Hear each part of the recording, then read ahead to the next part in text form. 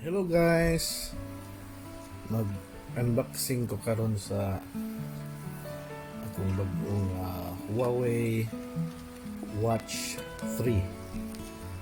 Nitaban sa akong bagupod nga Huawei Mate 50 Pro.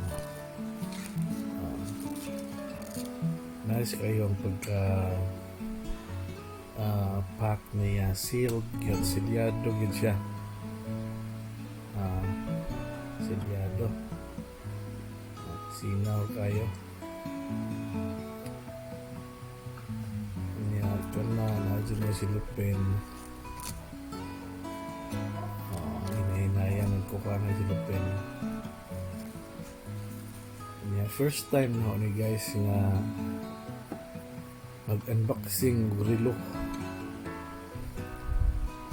kay lami man ko ni cell features kanya taban na pag siya sa akong cellphone. Kita ninyo, nindot kayong box, nindot kayong pulma sa relo, may puwa kanang puwaan na may marag cover sa iyang glass. Kalisod-lisod pa, lingon pa kayo kuko.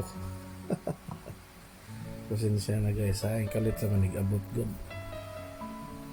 Gihatod ni ganina sa taga Intrigo.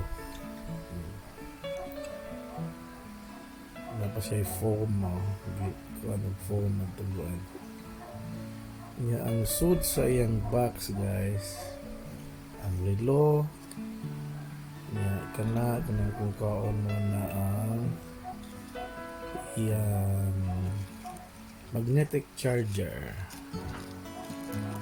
Nasa yung wire niya, kanang circle mo na yung magnet sa likod sa relo.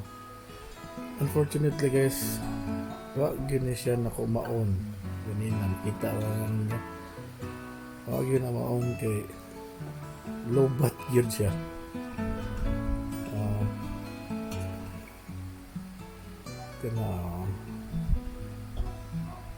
Nindot yun siya ang feel sa iyang strap, sa iyang watch face. Kanang strap guys, grabe premium good kayo ang iyang strap. Ayan mga sensor na sa likod. Sa kilid na yan na guys, naapod na ikuan kanang speaker, kaya pwede ka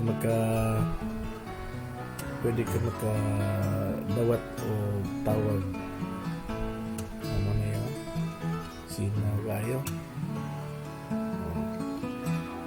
Problema lang dyan na guys kay lobat. Wag yun na mo-on, ako na lang isuya nag-on pero wag siya mo-on. Pero nindot yun kayo feel ang relo guys. Yun sila nga i-update pa ko na kung swear o nagbalik wag yun. Lobat yun siya. Yun sila nga i-pair ko na sa akong Huawei pod nga cellphone.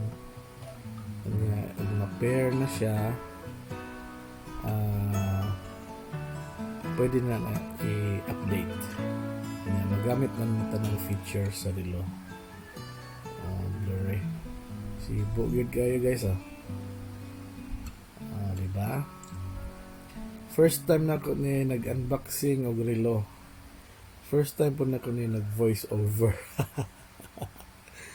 Salamat!